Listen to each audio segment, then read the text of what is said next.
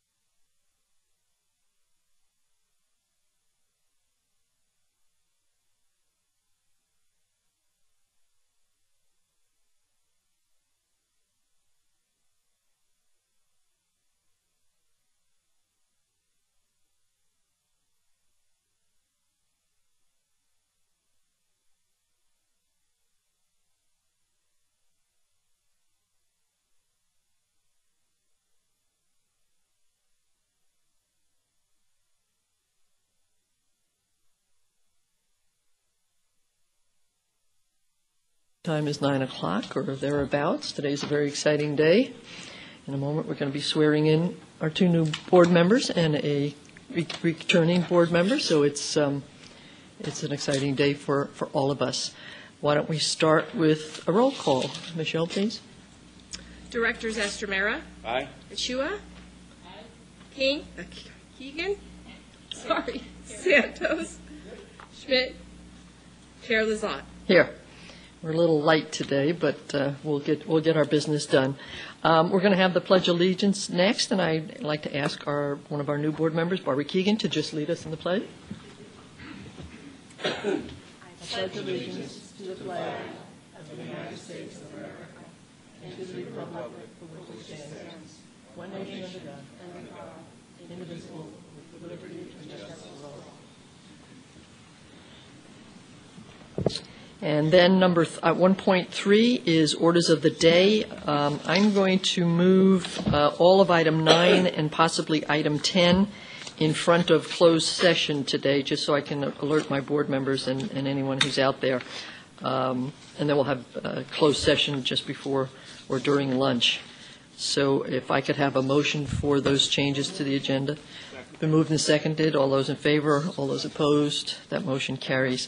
Before we move on to public comment, item 1.4, I'd ask that everyone in the audience and my colleagues please turn your phones to stun or turn them off, and that includes me, since I got caught last time. Very embarrassing.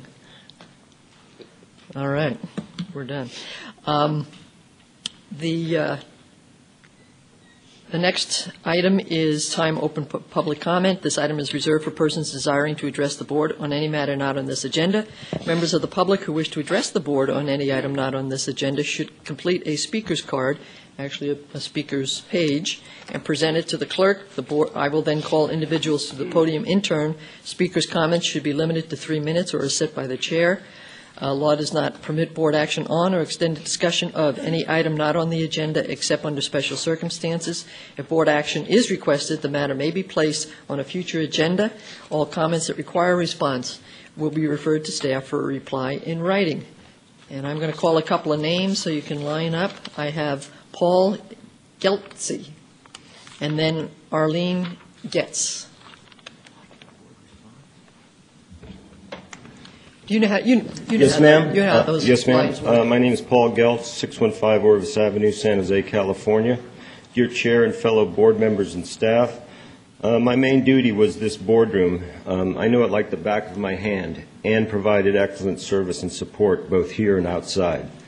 Paul Geltz, previous senior IT AV technician, I'm here to discuss the proposed audiovisual system upgrade of $335,000 that was requested by Frank Fung and George Kamanjati, with no input from existing staff. In addition to that, the gross negligence from human relations, labor relations, and the union. I've been under constant manipulation, lies, and cover-ups from administration, IMD manager, IT unit manager, and supervisor, which went as far as to disclose personal information and diagnose me with a disorder which I do not have, which is an issue with my long-term disability. I know I was cut off and pushed out. What I have been through in the last 2 years is unacceptable. Is this behavior from staff something that you as board members condone, even though you speak about not bullying and hostile work environments and the policies that are set forth? Why is there such disregard to the policies from both staff and IT management? Are these policies ignored purposely to desperately cover up the truth at no cost? Which brings me back to the issue of the upcoming AV replacement, upgrade, whatever you want to refer it to, that was requested by Frank and George. Can any of you say the boardroom needs this system upgrade replacement in the tune of $335,000, which cost is expected to go up? Besides the minor technical glitches that could easily have been fixed by the AV staff, but was directed not to troubleshoot or repair. I have always been available over the phone when I'm out to give direction to AV staff if there is an issue. However, they were instructed by George not to contact me. Never has the no contact rule applied when I was previously out.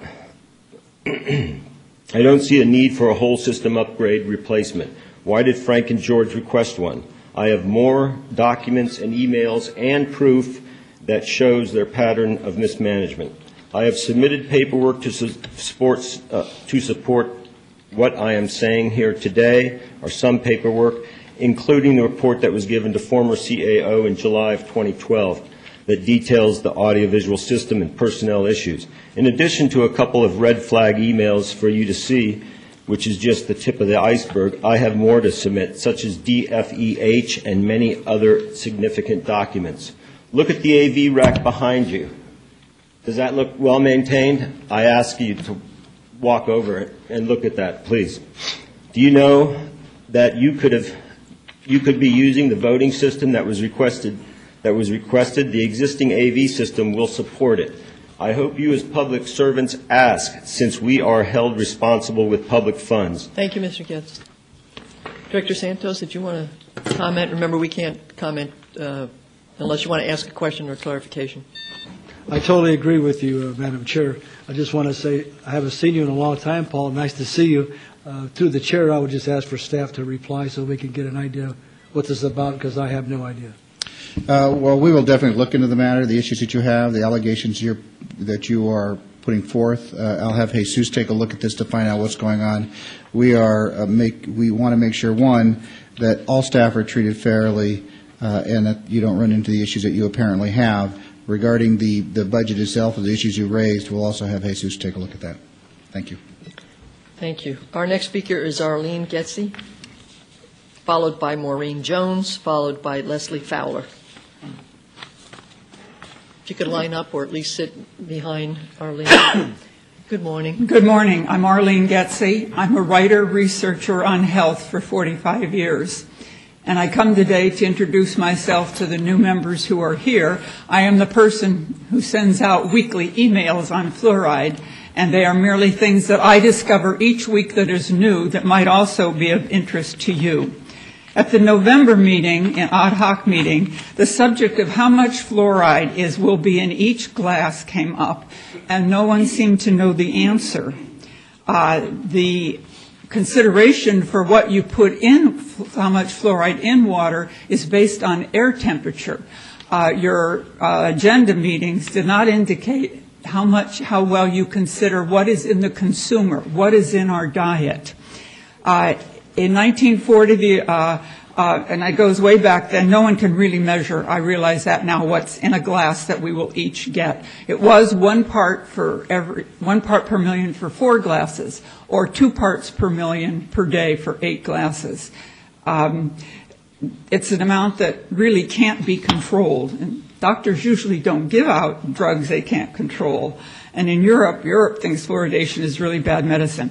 But on the handout I gave you today, there is something from the EPA, USDA, fluoride in food. They have 15 pages of 400 foods. So I figured out what a normal person would eat during the day, and it amounts to, just the food alone, comes to 7 parts per million, which is more than double what a person should have. If I figure any beverages like black tea, wine, white grape juice, then I could be taking in 13 parts per million a day of fluoride, which is 4 times a woman's amount and 3 times a man's amount.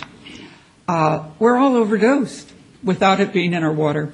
Most of the U.S. and Canada are becoming informed. 70 towns in 2 years have quit fluoridation. Some because of health issues, some because of the waste of money and expense. New York City wants desperately out of Chinatown because of how it hurts the Chinese children, and Georgia's working on it to get it out of the whole state because how bad it is for the black children. So I'm asking that you consider both the ethical and health issues you have not seen. You could invite Paul Conant, the author of The Case for Fluoride, to come and consult with your fluoride board. Or Dr. Cindy Russell, a surgeon with the Palo Alto Medical Foundation, who 10 years ago did an advanced study for the local AMA as chairman of the environmental board. So please delay your vote on the voting on the fluoride issue until you have seriously and ethically considered the fact that half the teens in our country today are overdosed with fluorosis. And mostly it comes from food. Here they don't have it in water, and yet they get it in their food, whether or not we want to.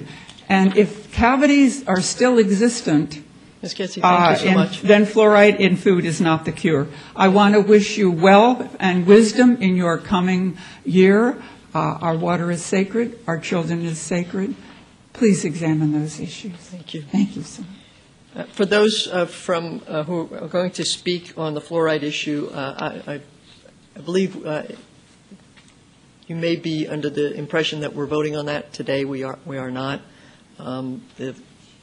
The vote for the funding is not today, but you're certainly welcome to speak today.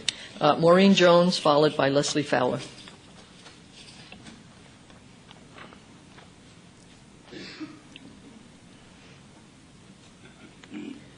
Go ahead and speak. She'll pass those out. Good morning, everyone. Good morning. Welcome, new members. Maureen Jones, Citizens for Safe Drinking Water. I'm back again.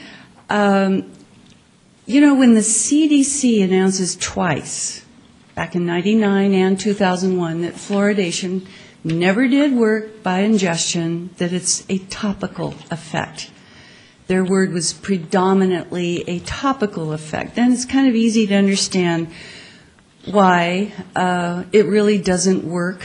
And even this book here, The Greatest Fraud, written years ago by a dental surgeon in Australia, he crunched all the numbers of the early dental studies.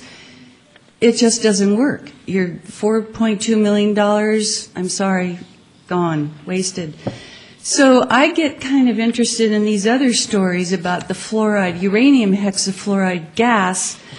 In the year 2000, USA Today did a 3-page expose on fluoride, basically uranium hexafluoride gas, and how it made the atom bomb possible. Fluoride gas is what separated the uranium isotopes. So this fluoride thing, the government was contracting hundreds of small businesses across the USA to work on parts of the Manhattan Project, and then the government itself. I mean, thousands and thousands of workers being given for their ailments $150,000 apiece from the government, as well as their family members, surviving family members. So I just put together this group that's fascinating, absolutely fascinating, that water fluoridation began exactly the same time that nylon toothbrushes became routine, which is the end of World War II. When the soldiers came home, they were the first ones to to constantly brush their teeth. And so everybody else, DuPont finally made nylon toothbrushes. Everything happened at once. Comfortable toothbrushes, water fluoridation endorsed at the same time, the Cold War desperate to cover up DuPont leaking their uranium hexafluoride gas, etching the windows of the school buildings. Anyway, this group contains 3 pages of declassified documents showing that the second page, it wasn't the uranium that the military was worried about. It was the fluoride part of uranium hexafluoride. And I'm telling you, this thing is a lot bigger than this water board. This is something that explains the pressure and the ongoing spin. It even explains the movie Dr. Strangelove, why that incorporated the fluoride issue in there, because the book on which that movie was based did not mention fluoride. Thank you. Thank you. Leslie Fowler, followed by Marilise Lee.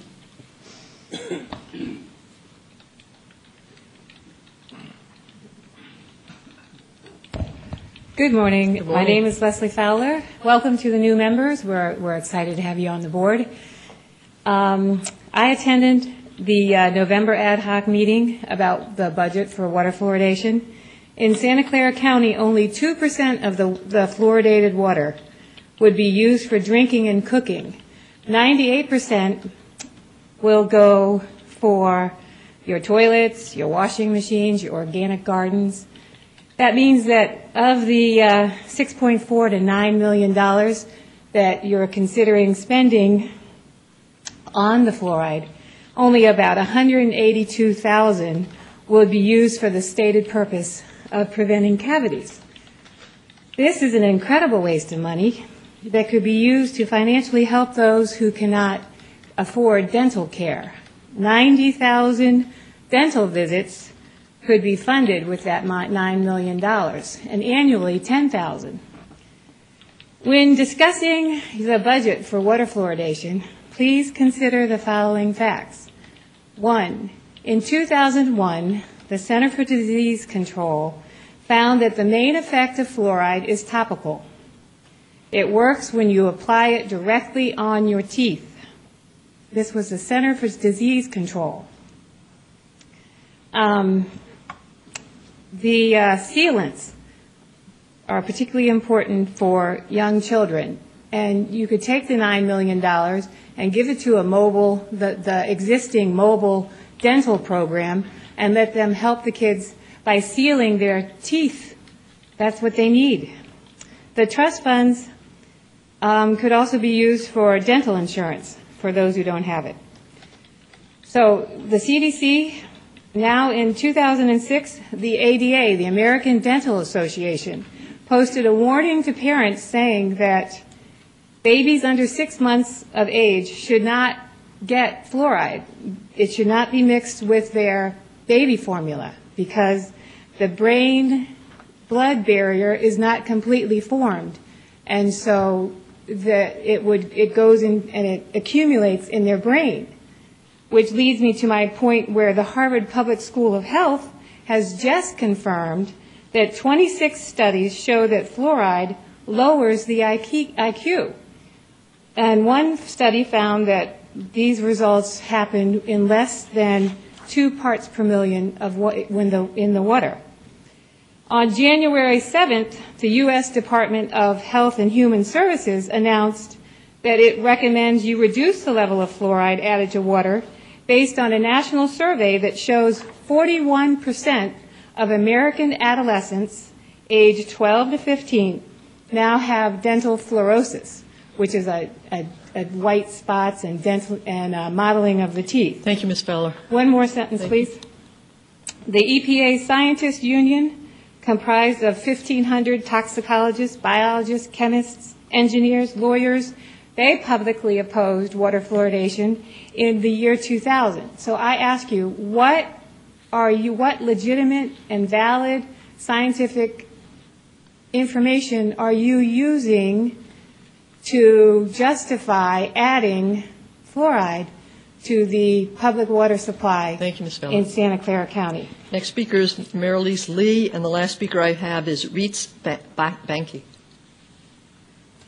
Good morning. At the front desk, the lady said you guys are really nice, so I shouldn't be afraid of Don't speaking. be afraid. I'm just going to hold you your 3 minutes. Okay, yes. So I read this in the San Jose Mercury News, and I thought I have to come and say something. So fluoride can lower your IQ. It impairs your thyroid function. It destroys bone strength. Reduction of willpower. It can lead to arthritis and bone cancer. Fluoride is not an essential nutrient, and the fluoride added to drinking water is a chemical waste product. We in the United States don't have enough fluoride from our aluminum and pesticide industry. We buy it from China. China doesn't put it in their drinking water, so we buy Chinese waste, and I think toxins. Very bad. The city of New York and Austin, they are trying to get fluoride out of their drinking water.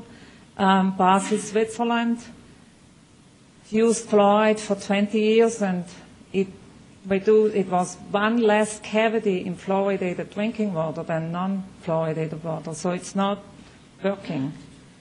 When you read the back of a toothpaste, it says if you swallow, you got to call the Poison Control Center. And some states in the United States make you label baby formula warning sign that you cannot mix it with fluoridated drinking water because that's more than a pea size of toothpaste. Before the age of 8, only matters that you have fluoride to strengthen the teeth. After that, we don't need it anymore.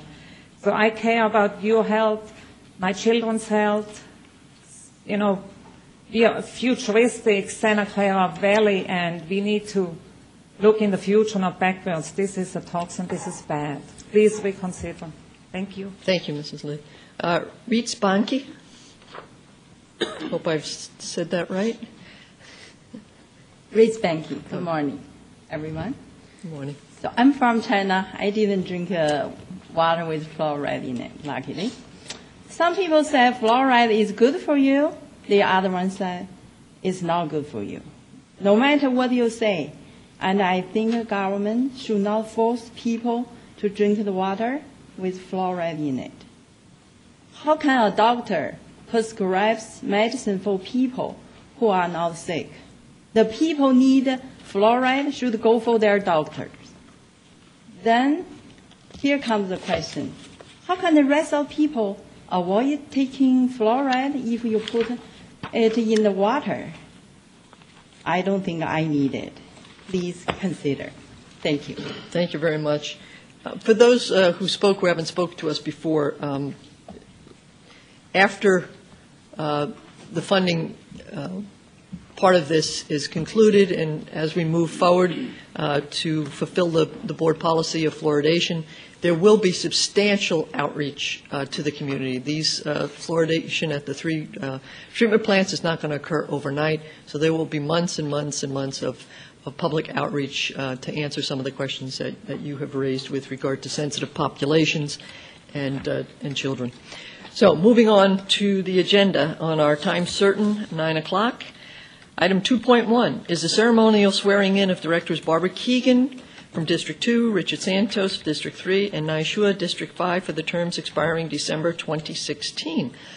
Michelle, would you please, we're going to start by order of district with Barbara Keegan, District 2, for her ceremonial swearing in. They were sworn in officially last Friday so that they could attend a meeting that we had with the City of San Jose.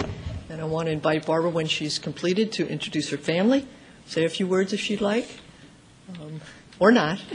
You're going to have 4 years to do that. Use that mic and I'll use this mic, okay? Okay, raise your right hand and repeat after me. I, Barbara Finnerty Keegan, I, Barbara Finnerty Keegan, do solemnly swear or affirm do solemnly swear or affirm that I will support and defend that I will support and defend the Constitution of the United States the Constitution of the United States and the Constitution of the State of California and the Constitution of the State of California against all enemies, foreign and domestic, against all enemies, foreign or domestic, that I will bear true faith and allegiance that I will bear true faith and allegiance to the Constitution of the United States to the Constitution of the United States and the Constitution of the State of California, and the Constitution of the State of California, that I take this obligation freely that I take this obligation freely without any mental reservation without any mental reservation or purpose of evasion, or purpose of evasion, and that I will well and faithfully and that I will well and faithfully discharge the duties upon which I'm about to enter. will discharge the duties upon which I am about to enter. Congratulations. Congratulations.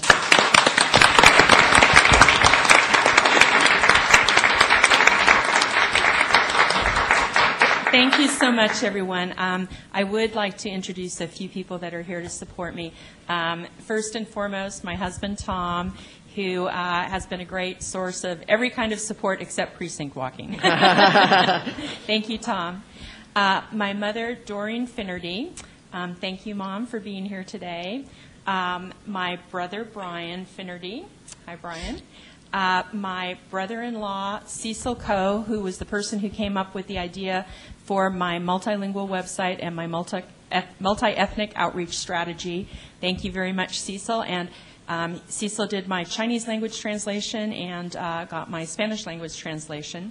And my sister, Catherine, who was my web mistress and who kept me going in terms of writing my blog posts. So I appreciate their help very much. And I also have a couple of friends here today. Jim Foley, my old boss at the City of San Jose, a great engineer and a great mentor to me. Thank you so much for being here. And my good friend Diana Foss, who 4 years ago ran for this same position because she was tired of listening to me complain about the changes that I thought were needed here. So thank you all very much, and thank you everyone who's been so kind with your comments and your support since I've been elected. I very much appreciate it. Thank you.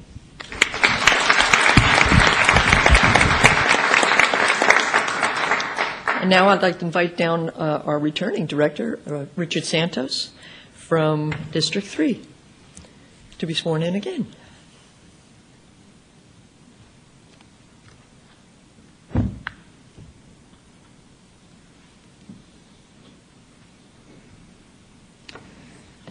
Get really close. There you go. Raise your right hand and repeat after me. I, Richard P. Santos, I, Richard P. Santos, do solemnly swear or affirm do solemnly swear or affirm that I will support and defend I will support and defend the Constitution of the United States the Constitution of the United States, and the Constitution of the State of California the Constitution of the State of California, against all enemies, foreign and domestic, against all enemies, foreign and domestic, that I will bear true faith and allegiance bear true faith and allegiance to the Constitution of the United States to the Constitution of the United States and the Constitution of the State of California, and the Constitution of the State of California. that I take this obligation freely I take this obligation freely without mental reservation without mental reservation or purpose of evasion, or purpose of evasion. and that I will well and faithfully I will well and faithfully discharge the duties upon which I'm about to enter. discharge the duties which I'm about to enter. Awesome. Good job.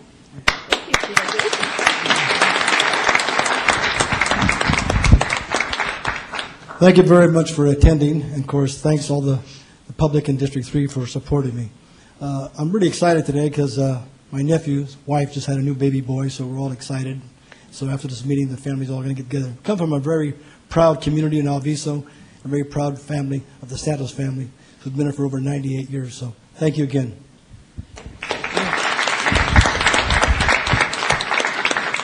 And please send our best wishes, Director Santos, to your new family member. That's wonderful. And finally, but not least, our newest from District 5, Nai Shua. Please step forward and take the oath.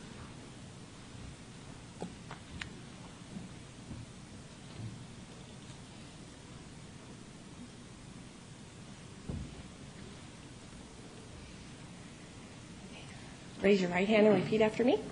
I, Nai Shua, I, Naishua, do solemnly swear or affirm do solemnly swear or affirm that I will support and defend and I will support and defend the Constitution of the United States the Constitution of the United States and the Constitution of the State of California and the Constitution of the State of California against all enemies, foreign and domestic, against all enemies, foreign and domestic, that I will bear true faith and allegiance and I will bear true faith and allegiance to the Constitution of the United States to the Constitution of the United States and the Constitution of the State of California, and the Constitution of the State of California, that I take this obligation freely that I take this obligation freely without any mental reservation without any mental reservation or purpose of evasion, or purpose of evasion, and that I will well and faithfully and I will well and faithfully discharge the duties discharge the duties upon which I'm about to enter. upon which I'm about to enter. Congratulations.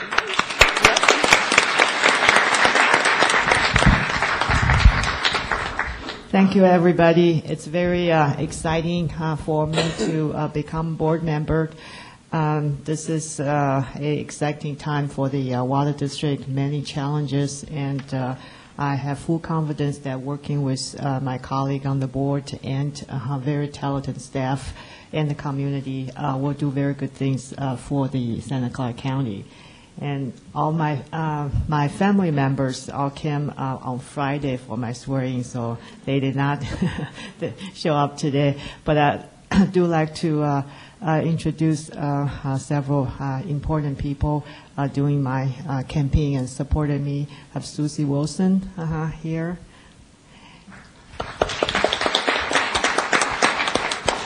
And I saw two retirees. Is Teddy still here? Oh, yeah, Teddy Morse. And Susie Wilson. Susan Harris. And I'm also very glad to see Jim Foley. Haven't seen you for many years, and we've exchanged during the campaign. Thank you very much.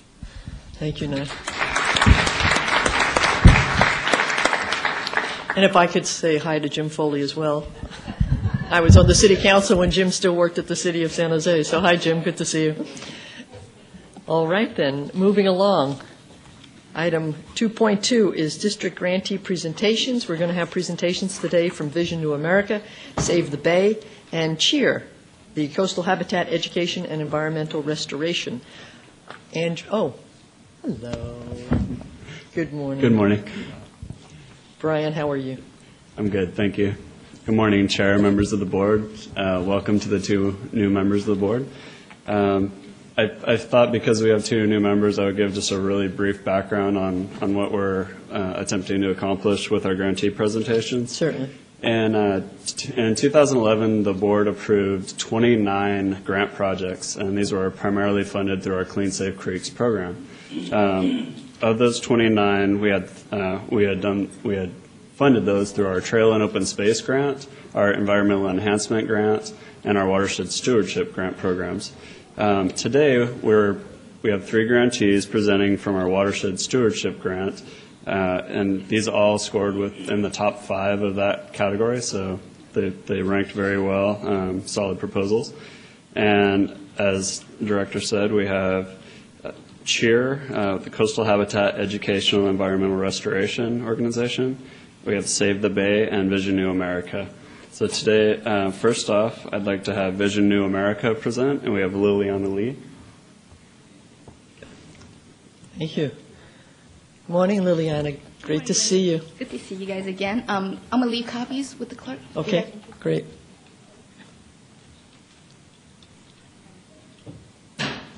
So good morning to new board members. My name is Liliana Lee. I'm the Executive Director of Vision New America.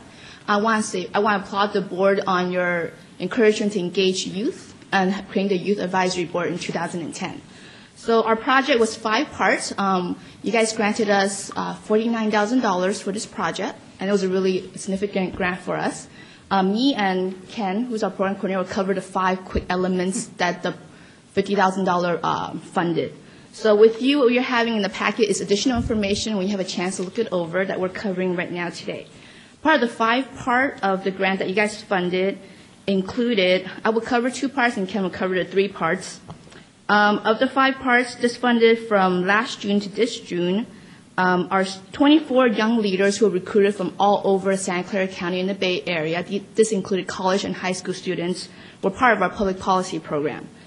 They presented to 12 different high schools and 12 different high schools and one college to over 5 different students about the importance of water prevention.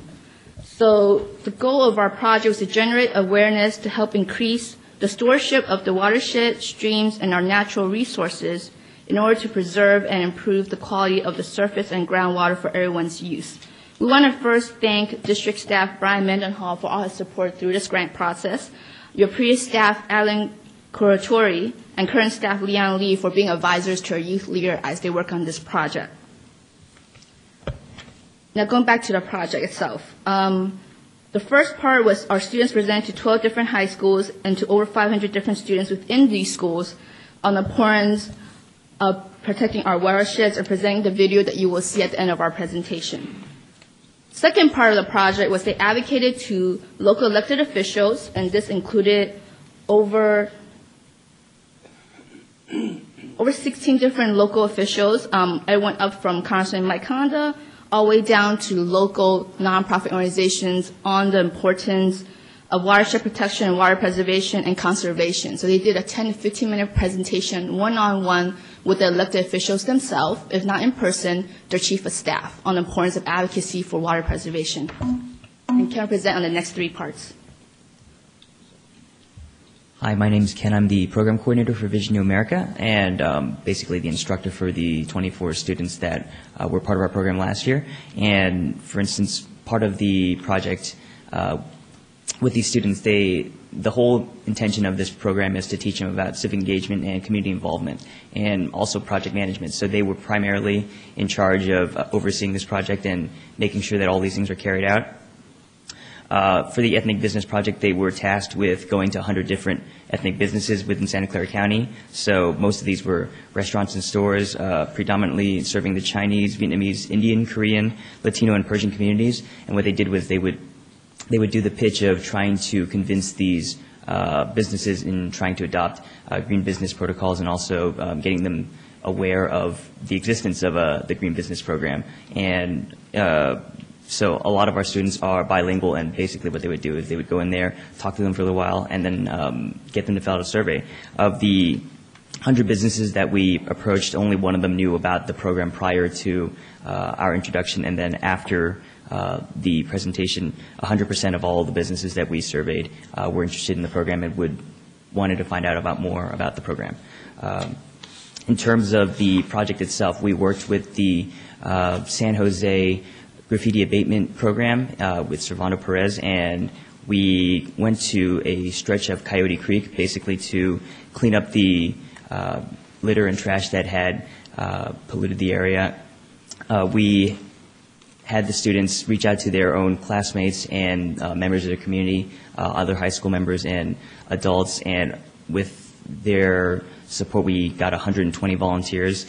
We organized a day called Clean It or Drink It, which was about teaching these community members the importance of clean water practices, the decrease of pollution in terms of litter and petrochemicals, and as a result, we've collected 150 bags of garbage, basically creating a lasting impact within the community, and also teaching these students about the importance of water quality and water conservation. And even this year, they were actually trying to find out if we were hosting this event again, but we had to do another different project. So it just shows you the impact in the community that it had, and all the students that were involved were really engaged. So before Ken shows the video, this is the public service announcement that's created solely for this project, solely created by our high school students from scratch. So it's really impressive on what they're able to do. We want to thank the board for this opportunity, and we hope that this grant will be reinstated in the future years to come. Thank you so much. Enjoy the video. Thank you.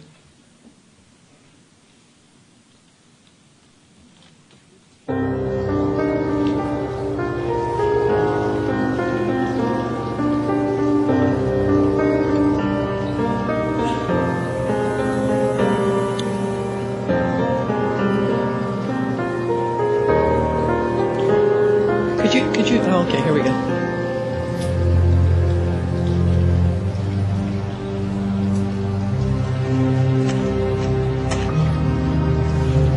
Water is a finite resource. There's a lot of demands on our current water supply, so we need to make sure we use it as efficiently as possible.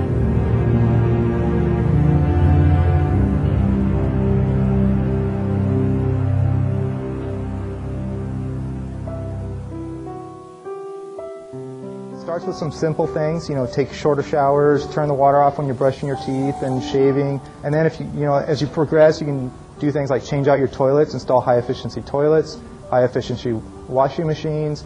You can upgrade your irrigation system to be more efficient. So depending on, your level and what you want to do and how much money you have available, there's always something for everybody. If we use reusable mugs, we wouldn't have paper cups and styrofoam cups. In addition, if we use fewer pesticides and herbicides on our properties, we would have less pesticide pollution. To protect your watershed, don't litter or be conservative with your pesticides. Wash your car on the lawn instead of in the driveway, or take it to a car wash where they recycle the water. We all have to do our part to make sure that we have a reliable water supply, not only to meet current demands. We don't know when the next drought's going to come, but we do know it is going to come.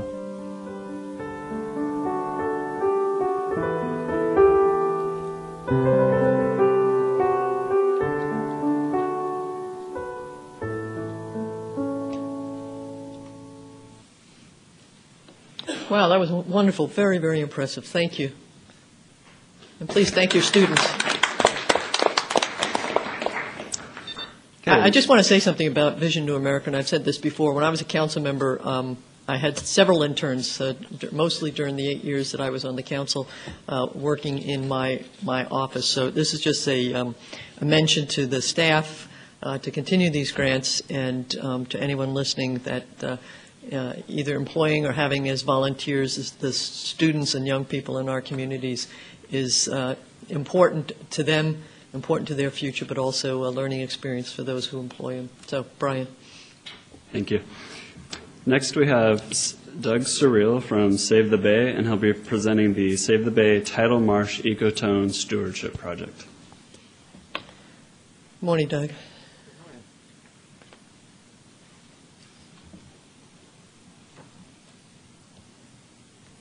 Chair and members of the board, thank you for having me today.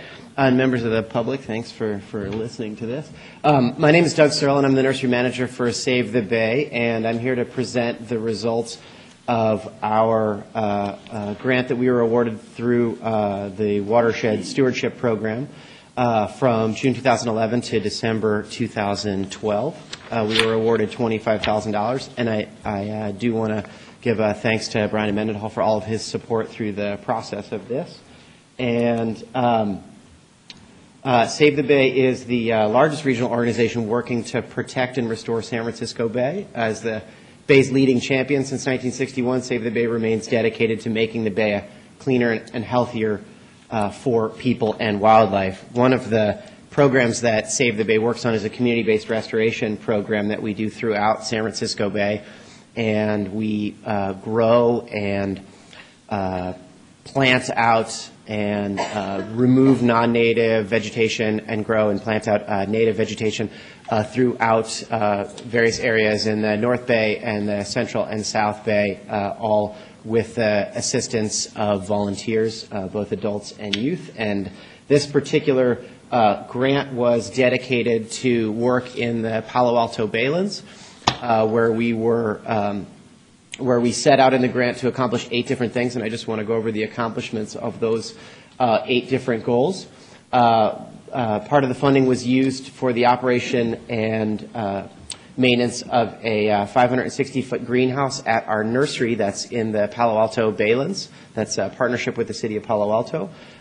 We propagate approximately 21 to 22,000 native seedlings that are collected from wildland seed and grown with the help of volunteers.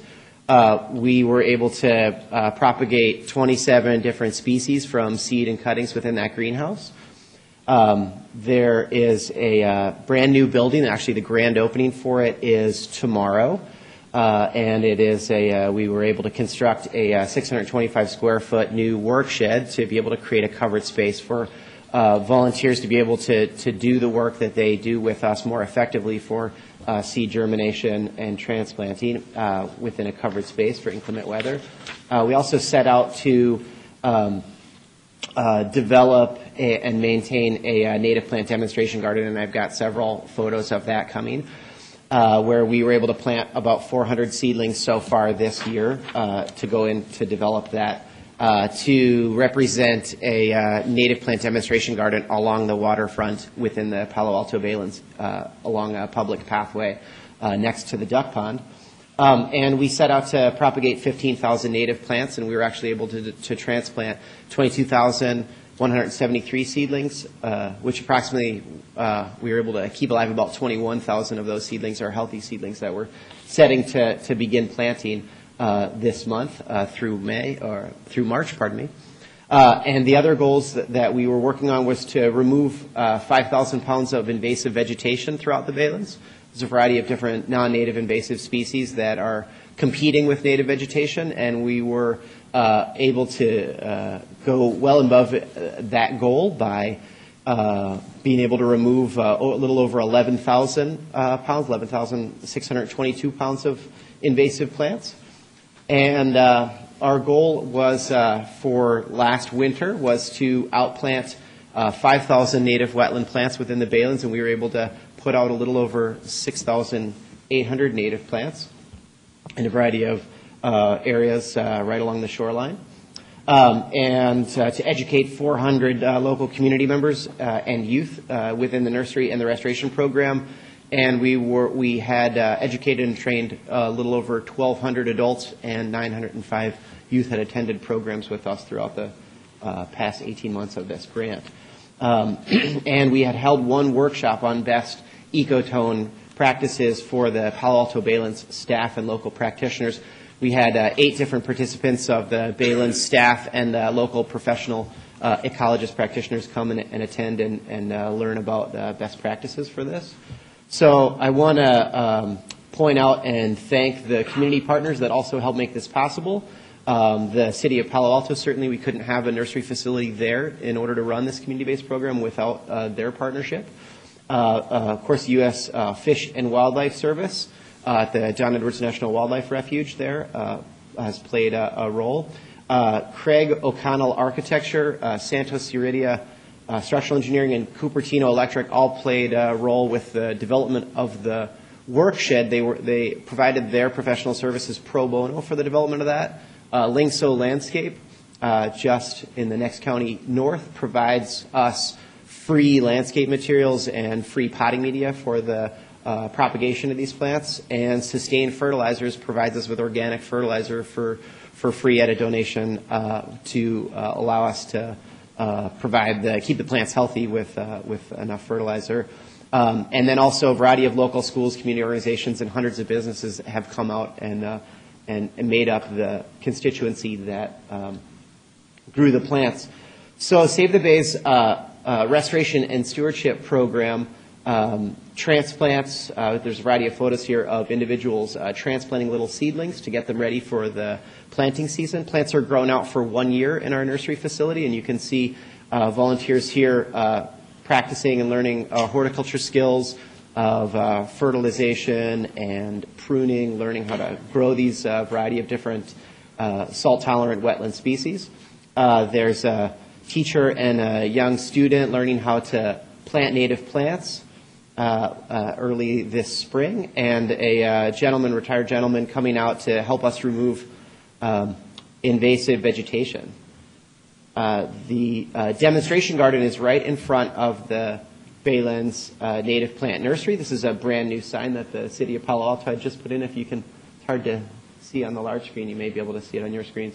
The demonstration garden extends along in front of the nursery, and then it also extends along the shoreline just across the pathway from the nursery, so that when anybody from the public is just walking past this area around the duck pond, they're really able to see what we're trying to accomplish by planting this. So this is all just seedlings that are just 1 year old, so they're pretty small, but they're going to spread within 3 to 5 years. We should have kind of established native habitat in front of the nursery that represents functioning tidal marsh upland ecotone habitat. And the photo on the left here is the old workshed. This was originally a building built for sick ducks for the duck pond about 25 years ago. And it's basically just a kind of a fenced-in area. It has no covered roof to it. It provides sort of minimal security for us. After being a place for sick birds, it became a kind of a storage location for the Baylands Rangers, and then it was given to us when we established our nursery there in 2004.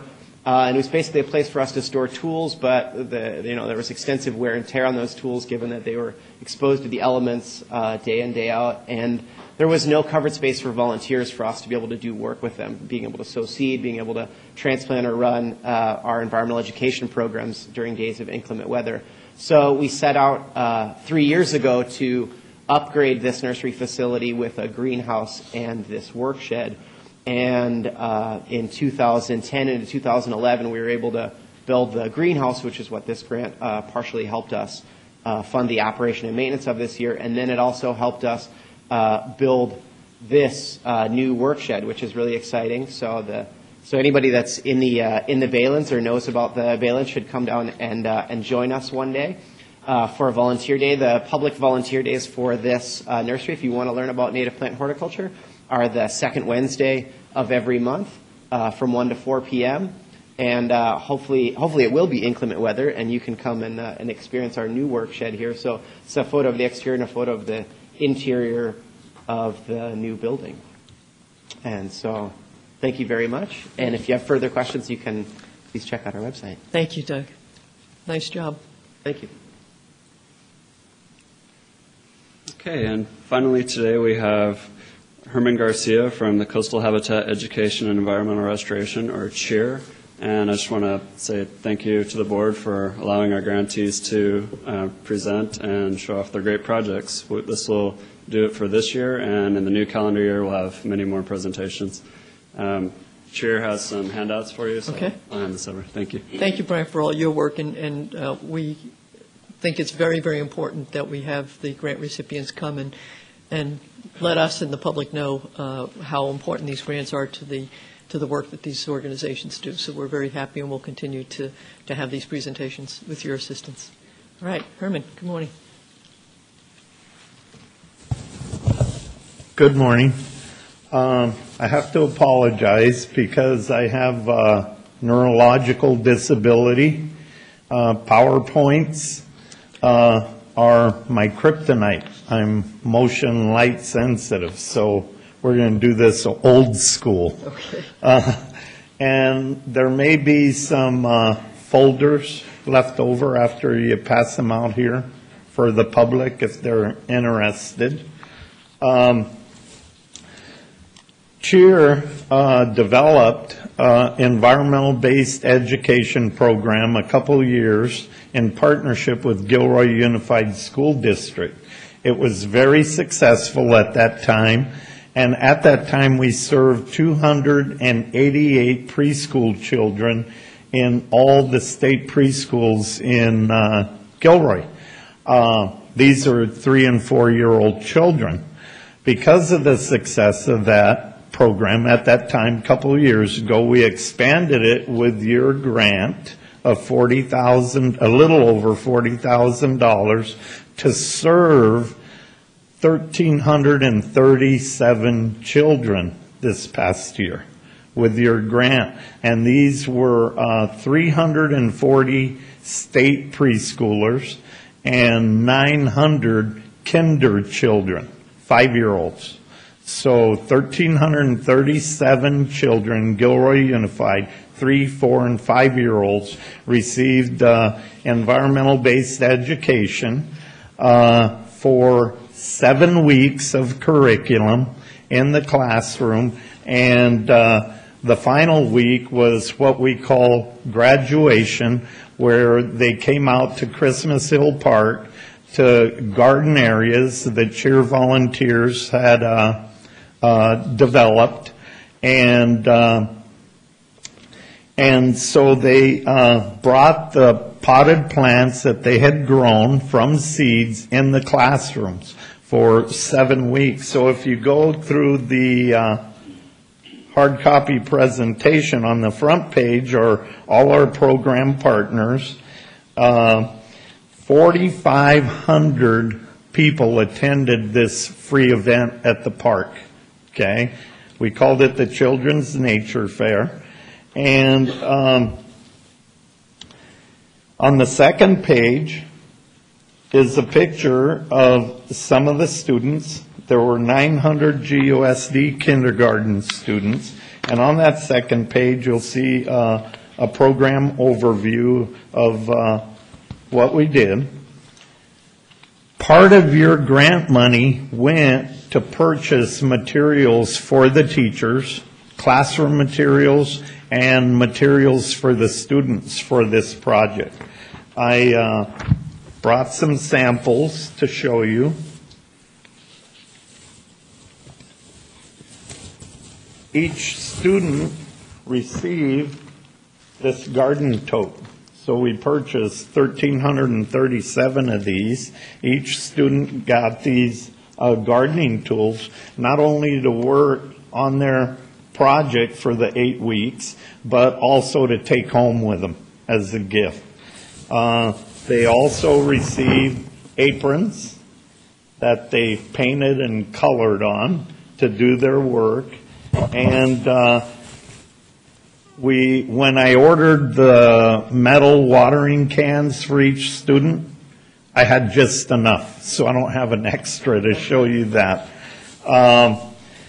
This project did get me in trouble with my board because it was for a little over $40,000, and at the end of the grant, I came in under budget about $8,000, and the board's going, hey, what happened? You're supposed to spend all that money. But I negotiated over the months to get the prices down with the goal of trying to get this $10,000 expenditure as donation from the manufacturer. So I managed to get it to half price, which saved us about $5,000 or $6,000. And I did that with other projects. So bad news, I got in trouble. Good news, we saved some money for you. Teachers received industrial poly carts so that the students could put their potted plants, and the plants were put in 4-inch organic pots. Soil was already put in the pots by cheer volunteers, and they were delivered in plastic trays to all the schools and the classrooms to the teachers. So the student, all they had to do was just make a little hole, put the seeds, and start growing. And the teachers would use the industrial carts with the trays of pots and plants to move them in and out of the classroom during the day for watering and sunlight. Teachers also receive containers of perlite and seeds and little measuring tools and popsicle sticks so the kids could put their names on them to identify each plant. So there were various materials, I don't have them all, that were purchased with the grant money. And then, I think it's page 4, was our timeline.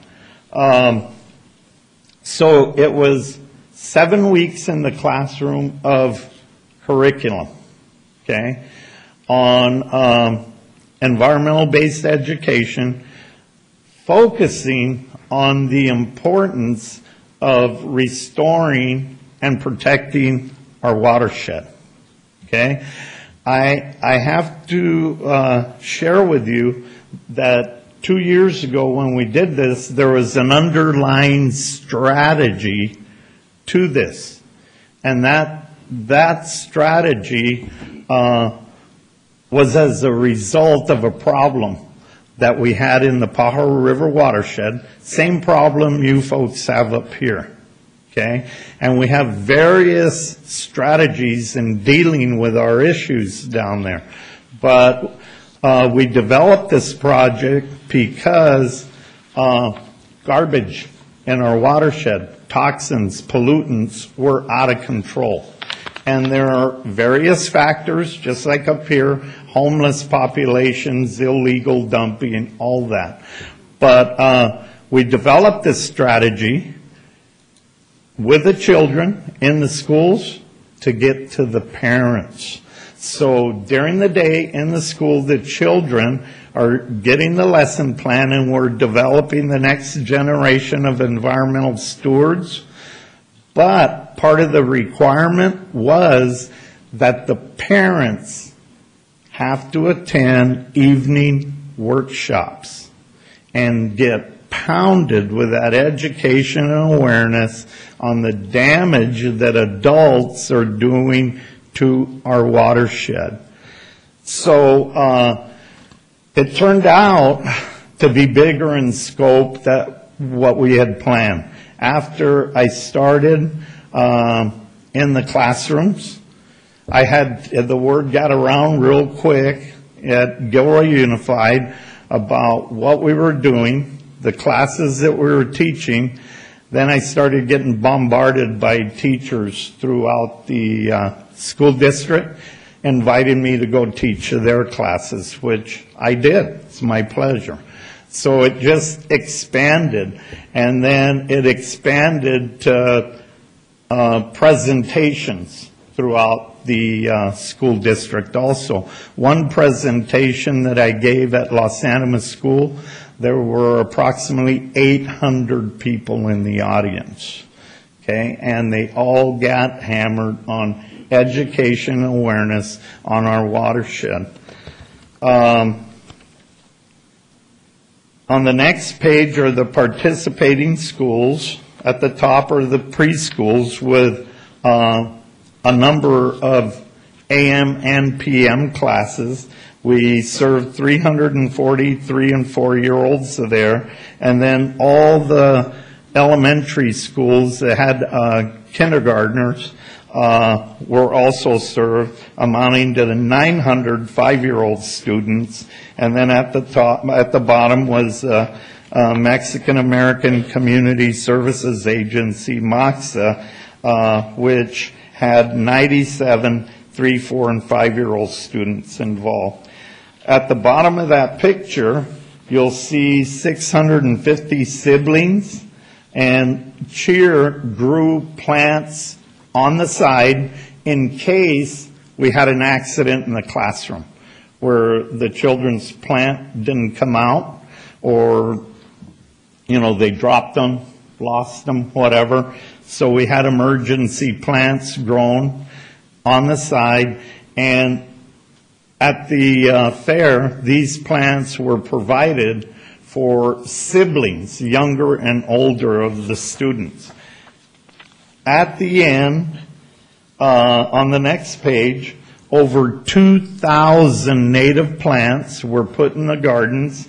3 coastal live oaks and 12 sycamore trees were planted by the students in 5 different gardens with multiple beds in those gardens. Over 2,000 holes were pre-dug by CHEER volunteers, so that when the students arrived with their teachers at the fair, all they had to do is drop the organic pot in the hole and just fill it in with dirt. So everything was made easy for the students.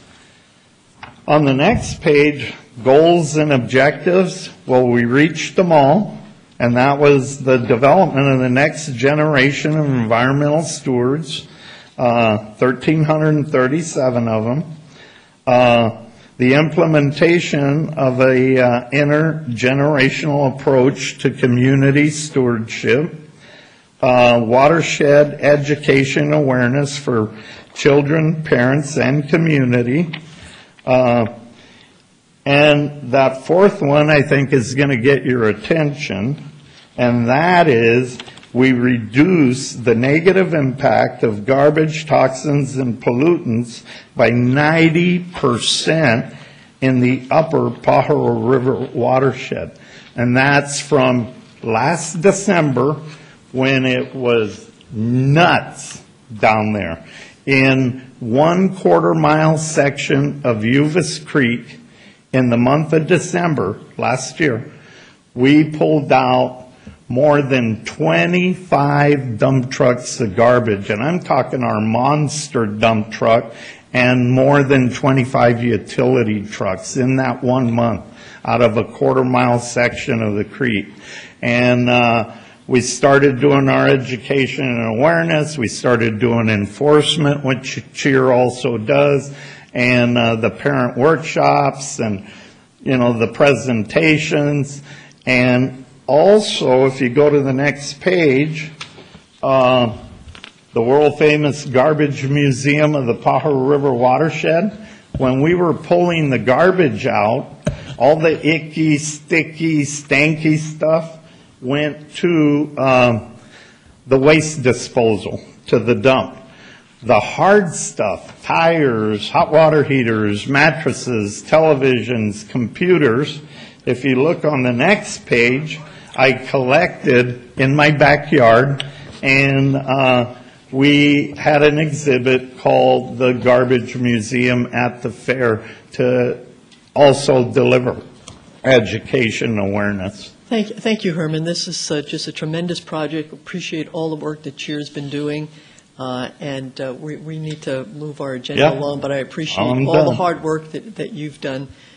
Please thank all your volunteers, and we will continue these grants. Let's see, I've got Don Gage here, but I believe that's Barbara Keegan. Okay, thank you very much. Thank you, Herman. Thank you, Chair Lazat. I had a couple of questions for the Vision New America program, but I think those... I think they've left. So perhaps, Brian, you might be able to respond to these. Thank you. One question I had is under 2, the local ethnic minority business engagement. The purpose of that was to encourage businesses to become certified as a green business. Do we have any data on how many businesses actually went through with that certification process? I was actually hoping that number would be presented, and I didn't hear it, so I'll follow up on that for you. Okay, and then one more comment is the outreach seems to have been centered, in the geographic center of our county, and I'm hoping that if we continue to support this, we'd see, Santa Clara, Campbell, Gilroy, Morgan Hill, Palo Alto, potentially a greater outreach. And one other question that I had, I just checked on their website, and I guess December 15th is now the deadline for next year's volunteers, but didn't have any information in terms of did they do outreach to all the high schools in the county. That wasn't immediately apparent to me. And I would like to, if not, Notre Dame High School is a certainly very culturally diverse school, all-girls school with a strong focus on public service and science and technology. So it would be great if some outreach could be made at that and other schools, like as I mentioned in South County and North County as well. So thank you very much. Certainly. I'll pass that information along. Thank you. Thank you, Director Keegan. Director Santos. Thank you, Madam Chair. Yeah, Brian, great job. And to Vision, a New America, and Save the Bay, of course, Cheer. I wish Herman wouldn't leave. He was here a couple of years ago in front of us. And his passion is contagious. It's just wonderful. And all of you folks out there for what you do as volunteers, thank you. Director Shua. Thank you, Chair Lazat. Brian, very good work. Thank you very much. I'd like to make a comment that I think one theme out of these 3 presentations is about involvement of the youth, of the next generation of the kids. And in the last 3-4 months, I have attended multiple city council meetings within District 5 for obvious reasons.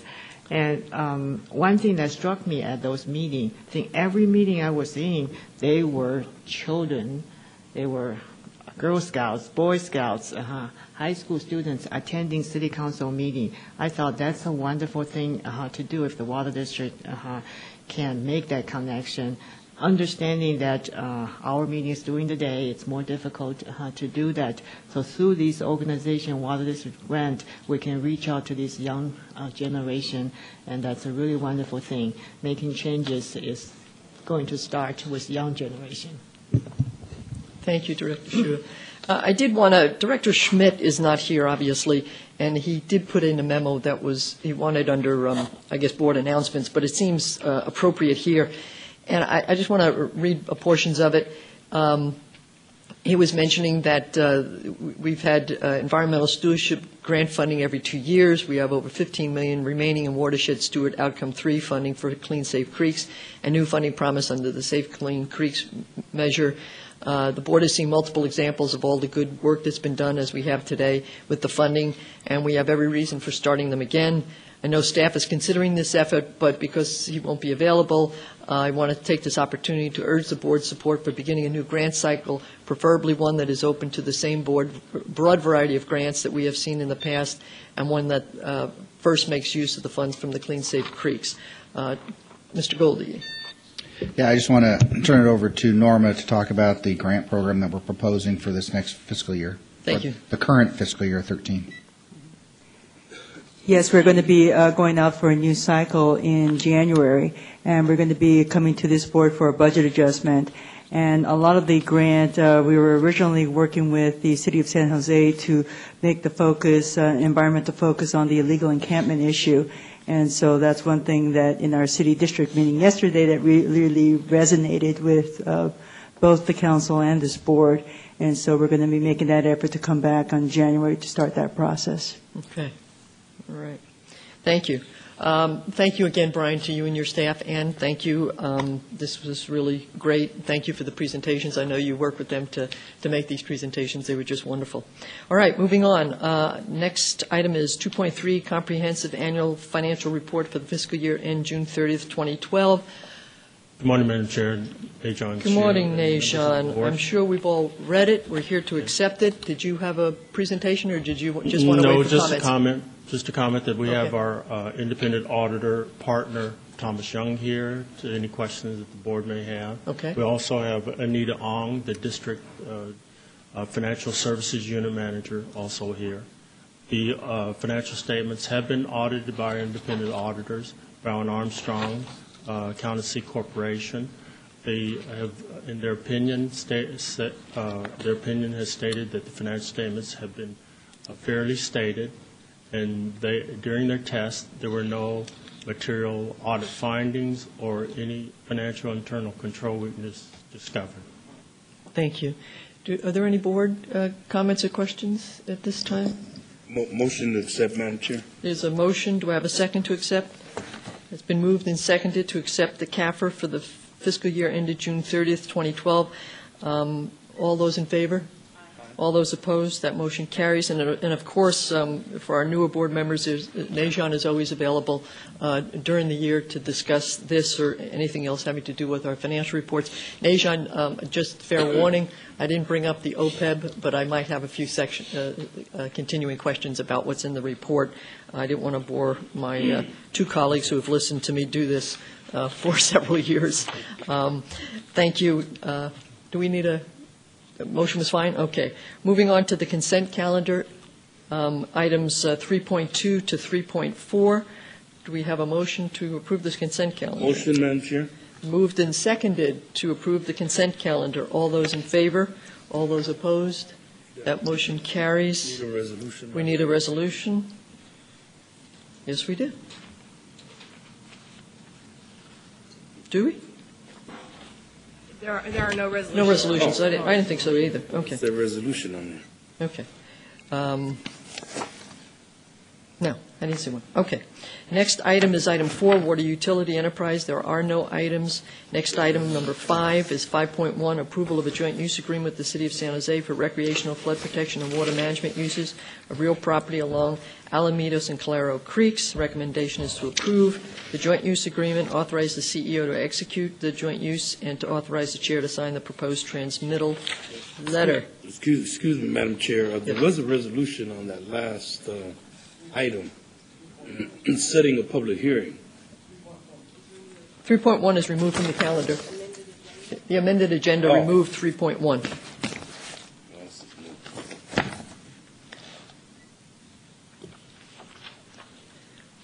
All right. We're good to go.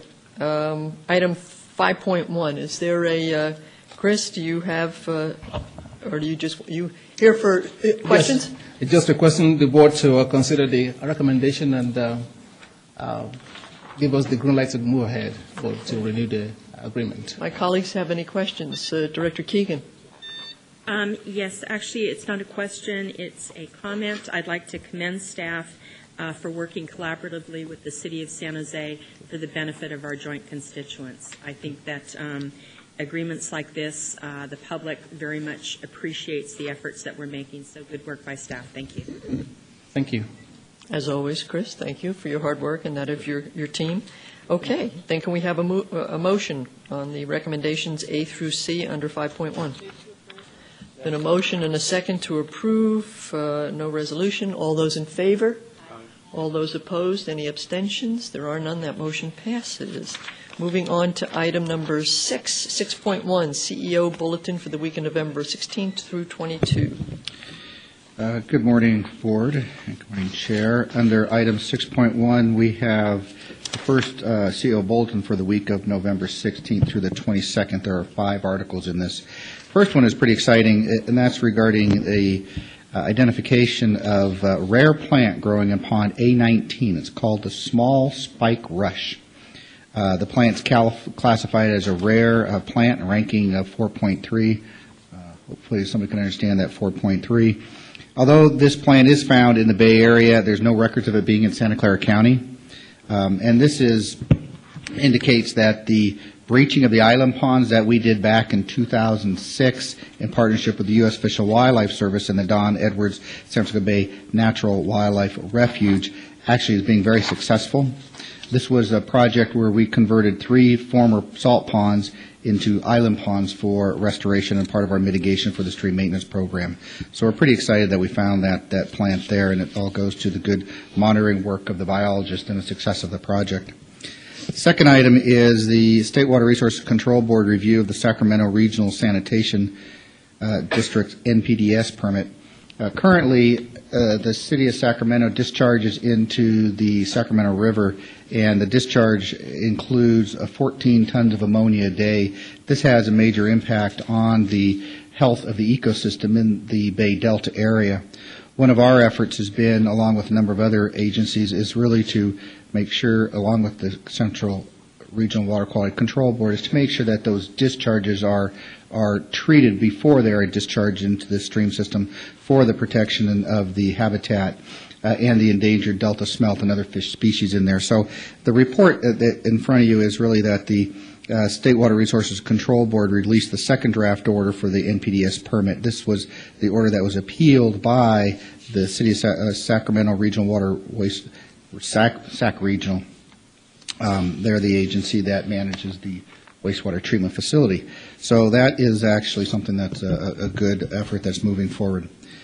Second, the next article is a response to a board member request. Director Santos made a request to legal counsel and has been asked to identify the best approaches to pursue and keeping jobs local. We are going to be bringing, the legal will be bringing that item back, scheduled for December 18th. Moving on to district business cards, staff requested to provide information on the recent district business card format and graphics.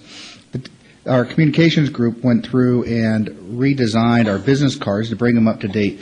They are actually established now, so you can actually, on your business card, scan it, and that'll provide you a link to the district's website and actually to the district's newsletter, so you can actually sign up for it. So it's a pretty innovative approach. It's on your card. It's this little graphic on there. I'm sure you're familiar with it. So that will help quite a bit for people as we outreach to the community. The last article for the week of November 16th through the 22nd is text messaging during storm events. Staff was asked to provide the board with information on the text messaging during winter events. One of our big efforts is really to engage and communicate with the public out there. This year, the district's award-winning Chicken Little Flood Awareness campaign continues, and is going to use both our traditional methods of hard copies and website, as well as new media outlets for providing flood-safe messages to the community. This includes cell phone text messaging, and that's what this article is about. So you can actually sign up for getting text messages on your cell phone by using the text word water, that's capital W-A-T-E-R, to the text number 84444, and that allows you to get text messages during the day when there are flood conditions out there. The district will report out those conditions so people can be better prepared and they can actually monitor the various flood events. So this is a great effort that has been taken on by the communications group, and I actually signed up for myself, and I find it very useful and valuable to keep up to date on the flood events. That concludes the report for the week of November 16th through the 22nd. Are there any questions? Any questions, comments? Okay, move on to the November 23rd to 29th. Yeah, item 6.2, this is the CO Bulletin for the week of November 23rd through the 29th. We have a single article in here, and this is to inform the board that we have completed the planning study report for the Penitentiary Water Treatment Clear Well Recoat and Repair Project. The Penitentiary Water Treatment Plant has a clear well that is established to, it's a 3 million gallon steel reservoir that provides for the disinfection of treated water. This facility is aging. The facility is corroding, and we need to go in and do some work to bring that up to a standard that will serve us well into the future. The planning study recommends that the existing steel roof, which is currently corroding, be replaced with an aluminum roof. We have included in the board a non-agenda packet the memorandum that describes the objectives, the alternatives, the analysis, and recommendations. That was in your board's November 30th, 2012 non-agenda packet. The estimated cost for this project is $3.8 million. This will be a challenging project in that we need to take down Penitentiary Water Treatment Plant. It'll have to be removed from service for 6 to 7 months to accommodate the construction. And it's during that period of time that the Santa Teresa Water Treatment Plant will be serving the East Side community. With that, are there any questions of the board? Director Santos. Yes, Madam Chair. Bo, I just want to say to you and all the staff, years ago we've had so many problems up in the penitentiary plant, and the job that everybody has done and the neighborhoods all coming together, and it's been a couple of years of just quietness and efficiency. And so, a lot of times people take it for granted. Those plants are operating 7/24, and they always deliver. So make sure all the staff knows that we sure appreciate it. Well, that really goes to the leadership of Jim Fiedler and Catherine Oven and the construction department, actually all the operational staff, so I'll pass that along. Thank you. Any other questions?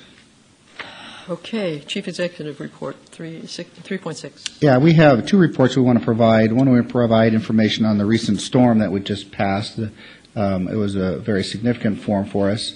And then after that, we have one other report. I'm going to turn it over to Norma. I'm sorry. Thank you, Bo. And the storm occurred again on November 27th through December 6th, and we did have some slight flooding incidents. Overall, in terms of rainfall, we are well above the seasonal average, and depending on the watershed, between 136% and 217%. And so that was good news in terms of the water that we have received. Due to the flood project completions and our stream maintenance activities during this summer, it really helped us in containing all activities. There was a minor overtopping that did occur in Sunnyvale East at Caribbean Drive, and so that we had some incidents there, and there was some localized street flooding that occurred in many cities. We did get some accolades from the city of Saratoga for the water district crew really helping out and to really contain some erosion problems that were occurring near Saratoga Creek, and so that was a great help, and they did commend district staff for going out there and using sandbags to combat that erosion that was occurring. And again, to prepare for the flood on the 27th, we sent out mailers to over 100,000 residents. Sandbag sites were stacked by Tuesday and Wednesday and Thursday. Thursday, field crews also started checking trouble spots. And between Saturday and Sunday, we did have about up to 4 field crews deployed, checking sites, unclogging trees, drains, making sure everything was clear so that basically the water could pass through. And I'm going to hand it over to Jim to just provide a quick update on our reservoirs. Thank you, Norma, and members of the board. I think you received in the information yesterday at the joint meeting a storm report that Norma's group prepared and we contributed to. And in there we report that during that recent storm event we've received around 12,000 acre-foot of runoff into our reservoirs. So as we stand today, or as it was last week, we're about 70,000 acre-foot of storage in our reservoirs. Comparing to a 20-year average, it's about 76,000 typically that we've seen over the last 20 years. So we're very close to average, at least it was, due to that storm event, so it was good news. We had some issues we were dealing with at our plants, but an important issue that occurred during the storm event was that the San Francisco Public Utilities Commission Sunol plant had some flooding matters that they had during that facility, and they requested that we operate the intertie, that we operate with them and provide water supply to them for a couple of days during that duration, which we were able to do. So it was a good news overall for the utility. Terrific. Anything else, Bo? Are there any questions of the board on the storm event? I have Norma also report on Calabasas Creek. Some good news on the Calabasas Creek Lomar, and I'd like to call Melanie Richardson up to provide a full report on that. Good morning, members of the board, Chair Lazat.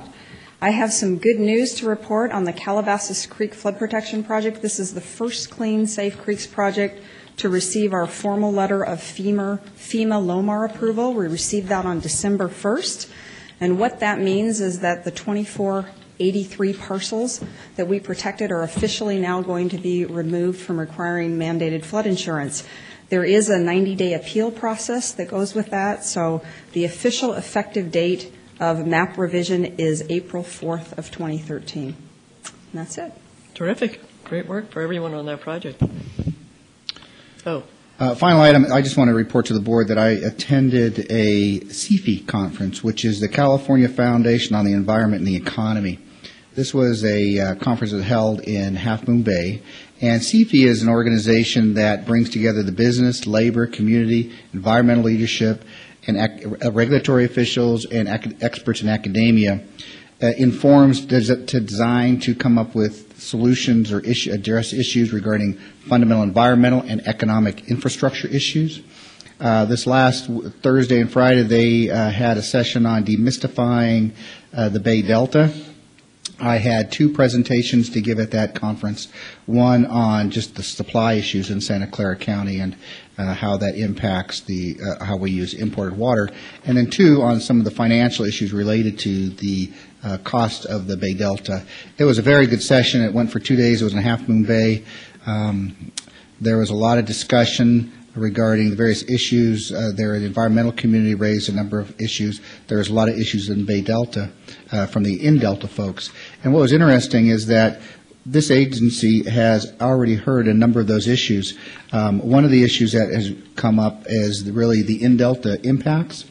So when we talk about the co-equal goals, which is the Delta is trying, the VDCP plan is trying to achieve, there's the environmental and there is the reliability of supply, but there is the in-Delta interest and the impacts of them, which was a significant discussion and part of their concern.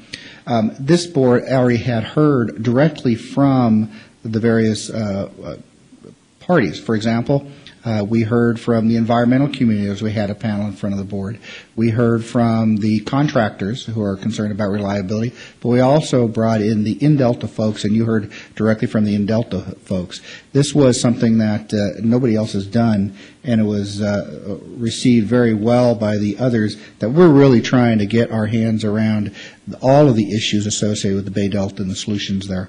So it was a good session. It was I do anticipate that they're going to have another session later on, and we are going to have a session for you later on this spring on the BDCP and the Delta and how that thing is moving forward. That concludes my report. Thank you very much. Any other comments? All right, then. As number 7, administration, there are none. As I indicated, we're moving up items 9 and 10 to before the closed section. So item 9.1 is election of board vice chair for the remaining calendar year. As noted in the report, we are doing our chair and vice chair under a rotation system. So if I could have a motion, Director Estamera. Yeah, Madam Chair, I'd move as per our previously adopted policy that the vice chair from District 5, Director Hsu, be elected vice chair. Do I have a second? I have a motion and a second to nominate and elect board member Hsu as vice chair for the remainder of the calendar year. All those in favor? Aye. All those opposed? That motion passes. Congratulations, vice chair. I promise to try to be here between now and the end of the year. Our next item is item 9.2. We have two items. The first is to discuss the appointment process, candidate qualifications, and provide direction to the clerk on filling the vacancy in District 1 on the resignation. We received the resignation from Director Gage. The clerk has set forth an appointment process that pretty much follows the appointment process that was in effect the last time we had to fill this for District 1, with the exception that since our directors are now elected by district, that there are candidate qualifications, and this candidate must come from District 1 as opposed to countywide. Are there any questions? If not, I would like a motion to approve the appointment process as set forth in the memo. Second. Moved and seconded. Director Keegan? I wanted to make a recommendation that instead of just submitting a letter of interest, that perhaps similar to the process that Director Hsu and I went through with endorsements by various groups, we actually had a questionnaire that we filled out, particularly in terms of things like, was there any bankruptcies in our background or anything like that? And so I don't know if this is the appropriate place to talk about that. It is. It is. But I think, I think that there's a certain minimum threshold that we want to hold directors accountable for, and I would suggest that we develop a questionnaire that would meet that need. Let me ask the clerk. I thought that there was a small questionnaire that much like the appointment process for the commissions. The last vacancy we filled when Director Sanchez left, we just asked for a letter of interest. There was no questionnaire. At the time that the interviews were conducted, board members could ask questions then, but there was nothing developed for that process previously. How much time do we have between now and we need to get this out like now? Absolutely. We have 60, the board has 60 days to fill this vacancy, so it would need to be filled based on the resignation of Don Gage by February 5th, if my calculations are correct. We have a meeting next week. Would that be too late for Director Keegan to maybe submit a couple of questions she would like asked? Sure. Director Estamera. Yeah, I understand the request for for adding this element, but I really feel that we shouldn't ask anything more from any candidate than is asked of any other candidate, and that is we have basic qualifications with respect to being a resident of that district and having the ability to represent folks. But other than that, we don't have any other requirement with respect to knowledge or special knowledge or whether we went bankrupt or not or any of that. The general qualifications for candidates is basically that they come from that district, and the folks who elect or unelect you make that determination. And some of them look at whether you've been bankrupt in the past. Some of them look at whether you're tall enough. People look at different reasons. But we've never required anything else from any of us up here when we run for office. So I'm kind of reticent to do that. But I'm open as usual to what the rest of the members think. Director Shua. Thank you, Chair. I agree with Director Estamera's comment that I think it's important that there is a set of criteria for submitting the letter of interest, as long as the candidate meets the set of criteria. It should be included. Or what I'm trying to say is that it's either a more comprehensive set of criteria or if we really want to screen out potential candidates, it should go to a set of criteria. And so if our criteria is just residents that living in the District 1, then that should be the basis. And so that's my comment. Director Keegan, you want to? Yes. Thank you, Chair Lazat. In response to Director Estamera's comments, that's true that when someone is running for election, we don't require, it's not an actual requirement that they proclaim certain things, but the reality is over the course of an election process, which, I started thinking about this 2 or 3 years ago and have actively run for the last year, it does give the voters the opportunity to learn more and more about us as time goes on. And so because this is a very abbreviated appointment process, I think that, perhaps what I'm suggesting is a little more burdensome, but at the same time, I think it would help me in my decision-making process that if I had a little more information than just someone's expression of interest and where they live. However, I will defer to the rest of the board in terms of what their preference is. Thank you. Thank you, Director Keegan. The District Council has just handed me the Water District Act, and it says vacancy in office shall be filled pursuant to section blah of the government code. Any director appointed to fill a vacancy in either of the offices described in subdivision 7.1 shall represent the district at large and should be a qualified elector residing in the county. So the District Act doesn't require it, and I understand what Director Keegan is commenting on. Let me just give you a real-life example. When the opening was available for the last appointment, because the directors were still elected for those two seats, were elected at large, I applied. And in order to make myself stand out, I put down everything I could possibly think that made me qualified. And I would think that if someone just puts in a letter that says, I'd like to do this because it looks like fun, when they come time to be interviewed, we're not going to give them a whole heck of a lot of attention. So I think that anyone who applies and is serious will supply some information, and we do have the opportunity to question anybody who meets the minimum qualifications. So I think there's ample opportunity, and you're right about when you are running, you're scrutinized a little more in questionnaires, but those are generally questionnaires, as we all know, that when we're seeking endorsements.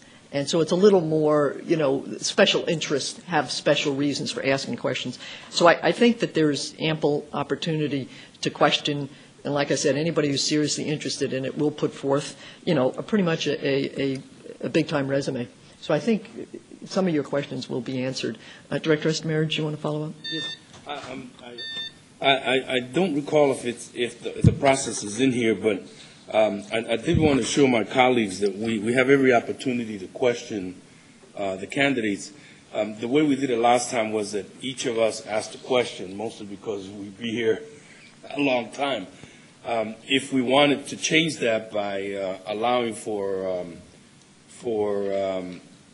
backup questions, we could do that. But I think in that particular case, we could ask some pretty general questions, and that's a good idea what you suggested. That we ask people about their professional background or their personal background in a general way, so that we can get as much as we can from them, rather than asking some specific questions, because we tried to do that, and if you ask detailed questions like that, then you can get a yes or no answer.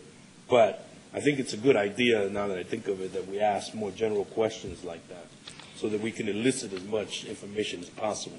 And well, I won't be chair, but Director Shua will be chair, and I would propose that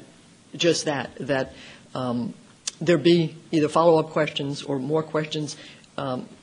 I may be going out a limb here in hoping that there will be less candidates because it's limited to a small geographic area as opposed to 2 days. And I think there was a morning session and an afternoon session. It seemed like I was here forever. There must have been 20, 25 candidates. So I think that'll give us an opportunity to more fully answer. And if 7 people ask or 6 people ask questions, I think you're going to elicit information not only about their qualifications, but to ask some personal things, because one of the last items we're going to do, 9.4, is our quarterly expense reports.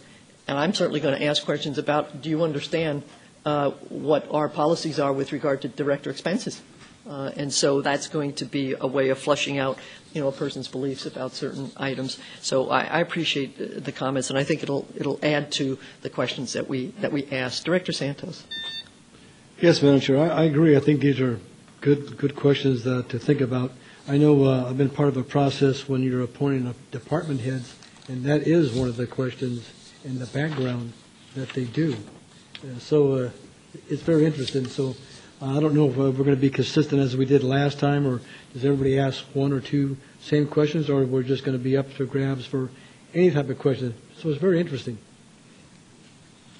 Well, I think I will leave that to Director Shua when she sits down with the clerk to sort of set the but I think she's heard that we probably will be asking more than one question of the candidates, but that would be the chair's prerogative next year.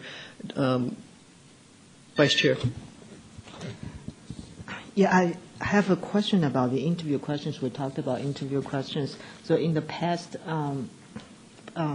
example, that do we have a prepared question? Everybody asked the same question to all the candidates, or? Yes, I think what we tried to do, because I've been through about 3 of these now, what we tried to do was sort of analogize it to a personnel interview, so that you're fair and ask everybody the same questions.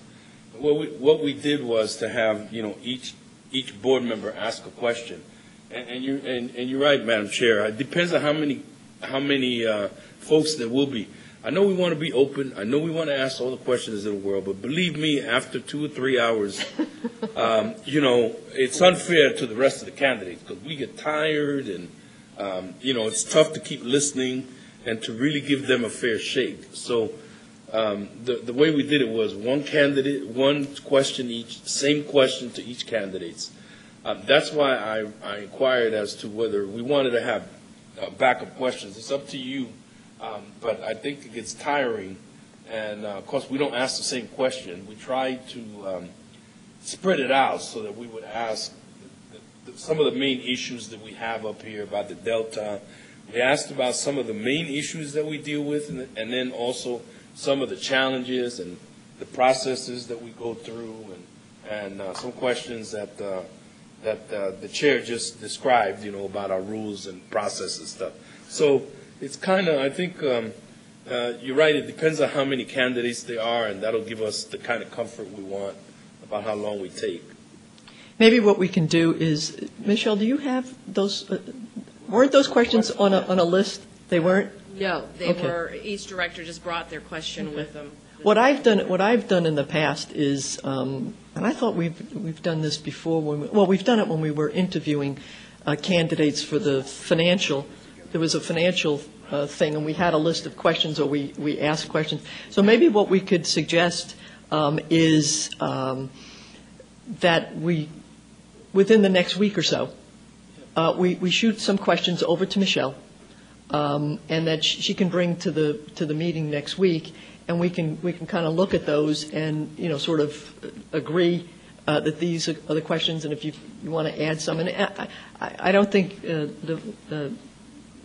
Director Shua is going to necessarily limit us, but Director Estamera is right in the fact that we want to make sure that the same questions are asked of everybody, and so that we're fair to all the candidates, and we move forward. So maybe if you have a couple of questions that you recall, and then everybody shoot a couple of questions that they would like to ask. So we have sort of a little cheat sheet in front of us, and we can just, assign them, And we have the video from the last interviews, so Right. we can certainly get the some of those questions. I also just want to draw your attention to attachment 3 in this agenda item is the proposed 60-day deadline schedule to meet that February 5th deadline. And I was proposing to bring back the letters of interest at the January 22nd meeting. I know generally in the past the board has decided to interview everybody who submitted letters of interest, but that might also be appropriate time to have those questions if you want to make them available to the candidates ahead of time. No. Or if, whatever you decide. But I plan to bring that item back on the 22nd for sure. That may give directors a little bit more time to come up with their questions. Yeah, maybe what we can do is everybody submit the questions, and we'll get a small group to, not a quorum, to figure out the questions, and then I think based upon someone's answer, there may be a follow-up that somebody wants to ask, and we can, I don't want to hog tie us or limit our ability to pick the best candidate. Okay, so we are approving the A. I'm sorry, Director Keegan. Thank you.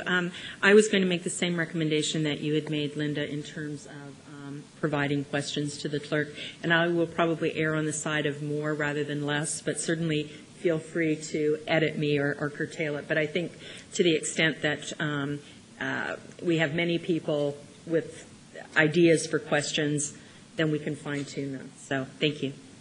Director Esmer? Yeah, we probably can put 2 or 3 of them together in one, I think. Yeah. Madam Chair, I think the other question we should answer is whether we want a special meeting just to do this, because, once again, I don't know how long it'll take and how tired we get after the first half of the group. So we may want to consider doing a special meeting just for this, so that we have enough time to do For the interviews? I think they are listed as special meetings on the 28th and 29th. Yeah, Chair Lazat, yes. So on attachment 3, I have proposed January 28th, and then I also put down January 29th in case you need more than 2 meetings. Right. And we can create the agenda, so if you don't need the second meeting, you can do your appointment and the swearing in on either of those days. So that will be the only things on the agenda for that day. Absolutely. It'll be a Okay. special meeting All right. just for that. Great. And what's the deadline when we have to do this by? February 5th. Ooh, that's tight. Yeah. Yeah.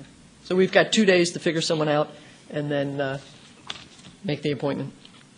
Because the one thing we don't want to happen, ladies and gentlemen, is if we don't do it, the Board of Supervisors will. And if we have to hold a all-night session, we will make an appointment. All right. So can I have a motion and a second to approve the process with the comments that we've made, Michelle? It's been moved and seconded to approve the appointment process, candidate qualifications, and the submittal of questions prior to I think you said the 22nd. Okay. And just for clarification, we are staying within District 1, so they have to be a registered voter living within District 1. Yes. And I did have a comment. You said you were going to send notices in all local community papers. Since you're putting it in the Mercury News and the Post-Record, I don't know that we need to put it in the Palo Alto Times. Right. When we did it last time, it was because it was district-wide. Right. So I can focus just on, the Mercury News and maybe South County papers. Right. Good.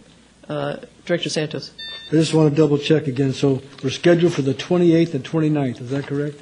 Yes. January. There's a timeline in our packets right before the little tab that says 9.3.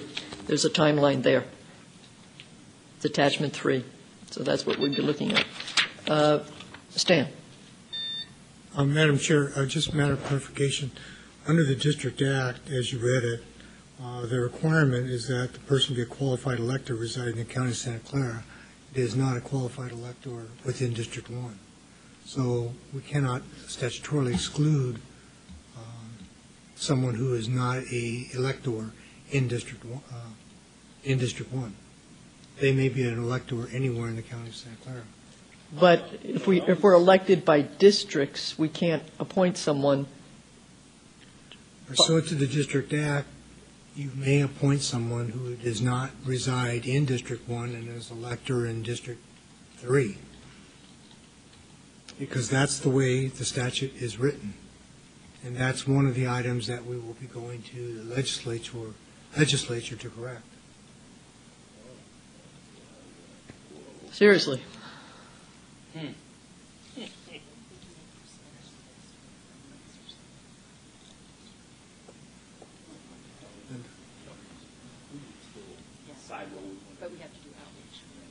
Well, I guess then what we need to do is, as go ahead, Director Esmer. Yeah, Madam Chair, I didn't realize that the District Act didn't take this into account with respect to districts, and I guess Council's right, we'll have to fix it next time. But apparently, as far as the District Act is concerned, anyone in the county is eligible for this appointment. And of course, it's up to the board to decide who that appointee is. In the past, we've decided districts matter, so I think that's right. But I guess, thanks for pointing that out. I didn't know that, but we're going to have to do outreach. Under candidate qualifications, we probably should just cite to the District Act. Yes. Michelle? So under candidate qualifications, you can work that out with council as to how that should be worded. And then I guess local community papers mean countywide. Okay, well, we'll have to fix that now that we're elected by district. All right, so now we have, yes, Michelle. Sorry, I just want to make sure we do item B on this item. Yes, so I was calling for a motion on 9.2A, and then we'll talk about B. So moved and seconded with regard to our arranged or modified candidate qualifications, and all of the comments were made about the questions to be asked. All those in favor? All those opposed? Motion carries. Okay, item 9.2B is discuss and temporarily reassign outgoing directors' external committee appointments. So I looked at this list, and the only committees that are going to possibly meet between now and the end of the year is the CIP Ad Hoc Committee, and I discussed this with our incoming chair and would recommend that we nominate Director Keegan to serve with Directors Estremera and Schmidt, primarily because there is a meeting on December 19th, and that would leave 2 members of the committee available. So that would be my recommendation if someone would like to make that motion to nominate Director Keegan. Been moved and seconded to appoint Director Keegan to the Capital Improvement Ad Hoc Committee. The only others that I've been told may be meeting that Director Gage is on is the Milpitas, Morgan Hill, San Jose, and Santa Clara RDA oversight committees. Milpitas and Morgan Hill, it may or may not be our appointment. It may be a county appointment. That's how Director Gage was appointed before. But if we need to, I would suggest that we reappoint him, even though he's not needed. Catherine. Oh no, who's asking? Jim? Oh, you're listed as Catherine Oven here. How interesting. All right, I'll get Catherine. Good morning, over here. Catherine. No, I just wanted to also remind the board that there's another committee that will meet before the January 8th board meeting, and that is your Agricultural Advisory Committee, which meets on the 7th of January. Your 2 members had been Don Gage and Joe Judge, your alternate for that committee, so that might be another committee you may want to consider temporary appointments to. When are they meeting? January the 8th, Monday. Oh. Assuming they have a quorum. Can we hold this one appointment until next week? Unless I just wanted to find out first if there are any volunteers for this, and have a moment to talk to the chair to see. So can we just hold that one over to next week? Yeah, I mean, we can. I can create another item for the agenda for next week that will allow for appointment. Yeah, and then can't we just continue it, that one item, rather than that'll make it easier. Director Estremera? I was gonna let's see. Milpitas and Morgan Hill, let me just finish my thought here. Milpitas and Morgan Hill, I was going to suggest we leave Director Gage there. It's probably a county appointment anyway. And then over on San Jose and Santa Clara, since Director Estremera is the alternate for San Jose and has gone to several meetings, I was going to suggest him, and he has accepted it. And then I was going to suggest me for the Santa Clara one, leaving Director Estremera as the alternate for that. So that would be my 2 recommendations. Madam Chair, I just wanted to quickly clarify. The reason there was a mix-up about the appointment was because we were trying to determine whether the second largest special district was the library or us. And so it was determined, I guess, mutually by councils that the county had the Milpitas and Morgan Hill appointments. Okay. So that's what happened. Okay. Stan? Madam Chair, members of the board, with respect to the appointments, the board may recall that I retained Vespas and Krieger to render the opinion in light of the Department of Finance regulations. As a result of that opinion, it was determined that Milpitas is actually, the representative of Milpitas is actually the County Free Library because they are the largest taxing agency. However, as to Morgan Hill, That is the district's. So it's a district appointment to the City of Morgan Hill Oversight Committee. All right, so then the appointment would be Morgan Hill, Don Gage, San Jose, Tony Estremera, and Linda Lazat, Santa Clara. Director Santos, did you have a question on that? No, I just want to see if I could be helpful. I know you said to hold off, but on that agriculture one, I worked with Don. You know, I'm on the Delta Mendota, so I would like to be considered for the agriculture, if you don't mind, and I support what you just said. Okay.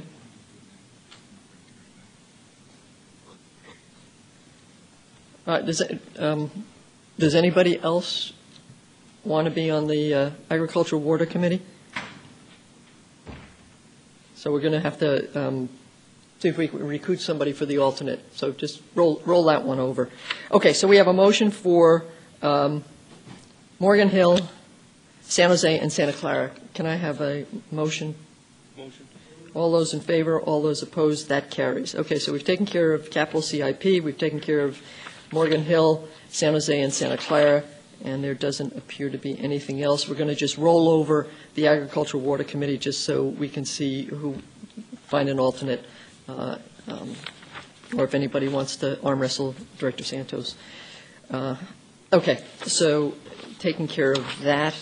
Moving on to item 9.3 is the Director's Quarterly Expense Reports. I just wanted to make a comment. You all know that Supervisor Yeager is introducing our process to the Board of Supervisors process with regard to trying to keep track of expenditures by the board. And we hope that it's successful and that they do, in fact, scrutinize the expenditures. I'm sure there'll be more scrutiny coming. Are there any questions with regard to the quarterly expense reports? If not, I'd like a motion to approve. It's been moved. Do we have a second? Second. Moved and seconded to approve the Director's quarterly expense reports for the quarter ending September 30th, 2012. Moving forward, board member reports and announcements. Directors Shua and Keegan, this is the time in our agenda when the board members usually just report out briefly the meetings that they have attended on behalf of the district. It isn't anything formal. If you don't want to do it that week, you can do it the next week. Sometimes we do it twice a month. Director Santos or Estremera, did you have anything you wanted to particularly mention?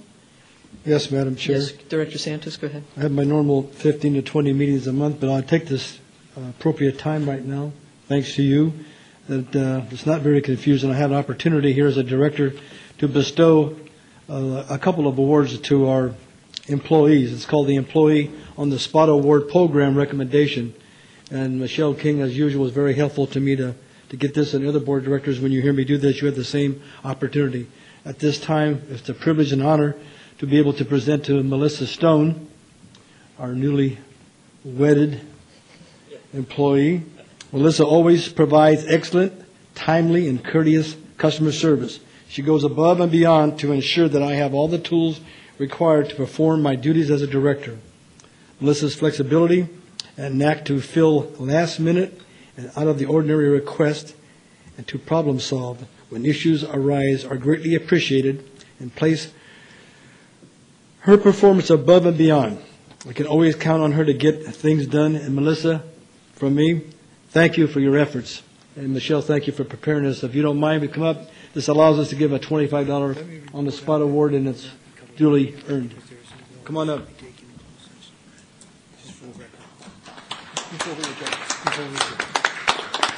Congratulations, Melissa. And I think everyone up here concurs. And thank you, Director Santos, for recognizing Melissa. Thank you so much. Appreciate it always. You're welcome. Thank you. Director Santos, very good. I had no idea we were authorized to do that. Yeah, thank you, Madam Chair. I have one more, and it's been a while, but we always appreciate the employees, but this gives us a chance to just do a little bit more. And with this one is to Chris Elias. And Chris regularly goes above and beyond the call of his job and responsibilities to ensure that the directors are informed, supported, and able to respond to their constituents in a timely and detailed manner. He regularly takes time out of his personal family time to assist me with district-related issues that arise. Chris responds promptly to emergencies and always follows through to ensure completion of jobs. Chris truly takes the district's success to heart and provides detailed, accurate, caring services not only to the board but also to the constituents of the district. And Chris, thank you so much. I just want to say, and board members know we used to have board support years ago, and he worked weekends and when his child had some real serious issues, and he was there for us, and we always were very sensitive to that. But just recently, I can go on, but there was so many things up in the plant for some. I always call him. It's graffiti somewhere. I call Chris, and he gets it done. And I was able to go out there a lot of times with congressional people or other elected officials. I can get on the phone and say, Chris, can you give us a hand? I just saw something in someone else's area. And he comes out and gets it done. So, Chris, come on up and thank you.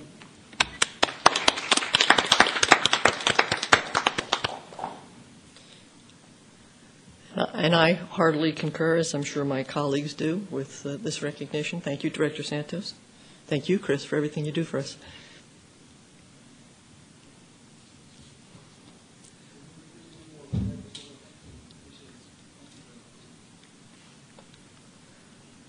All right. Director Santos, did you want to, you already reported out on your meetings. Director Estamera, did you want to report out?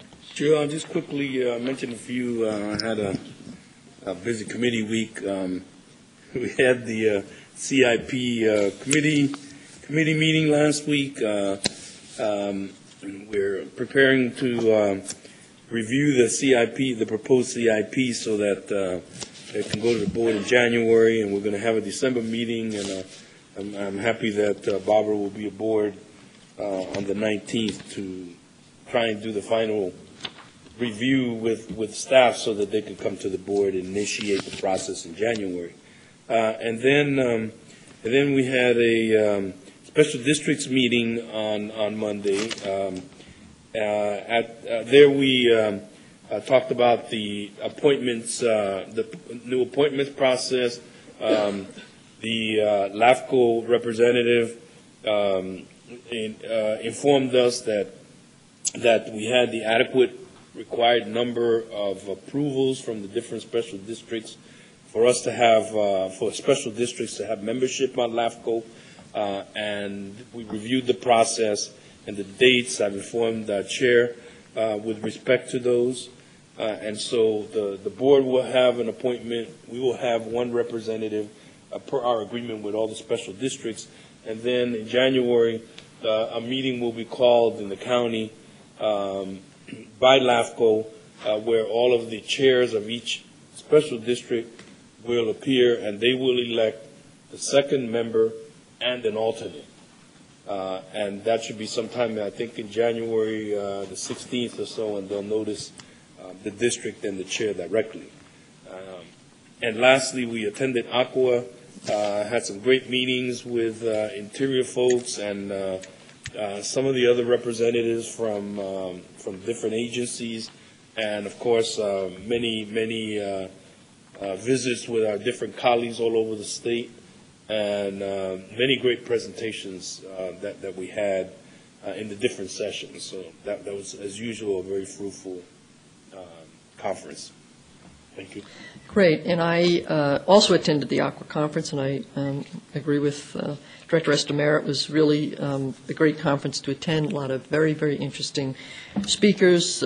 Luncheon speaker, Sonny McPeak, was really quite amazing, as well as all the different classes and having the ability. You know, one of the great things about Aqua is the ability to meet our counterparts, you know, over lunch or in a meeting or after a meeting or at dinner. So it's really a great opportunity to meet. And, of course, we met with a whole slew of individuals, you know, jointly. Also wanted to say that our own Joan Maher, as president of the State Water Contractors, gave a presentation that I understand was very well received. So we want to thank Joan for her attendance. I wanted to thank staff for the preparation we had for that meeting. I also toured East Bay Mud to look at their energy production facility out there where they are actually selling power to the Port of Oakland and receiving some of their renewable energy credits. And I mentioned that to our CEO and to Norma with regard to what we're trying to accomplish here at the district. And so many other fluoridation ad hoc committee meeting, et cetera, et cetera. Director Santos, did you want to add something? Yes, Madam Chair, I want to say to yourself and, of course, Mayor Reed and then, of course, our both staffs, yesterday's 12th annual joint meeting. It was very good, especially for our new board members to see, but the way it was handled, and there was a lot of important topics, but probably nothing more important than the homeless issue, and I really thought we did some good work to try to resolve that, and it's going to be difficult, but we came together yesterday to show some ways of doing this, so thank you. Terrific, great. Anyone else? All right, moving on to 10.2, Clerk's Review and Clarification of Board Requests. I do not have any formal requests at this time. Okay. We're going to shortly adjourn and go into closed session, but I want to recognize the District Council before we adjourn. Thank you, Madam Mayor. Madam Chair. I'll take Mayor, Chair, whatever. That's quite all right. After a year, I'm probably the only one in former San Jose council members who's not going to run for mayor. With respect to items 8.1 and 8.2, there will be no reporting out. No action will be requested of the board.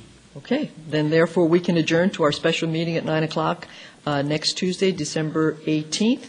And we are now adjourned. However, we will be going into closed session, so please bring your little green sheets that we received in our packets. Thank you, everyone, for all your help.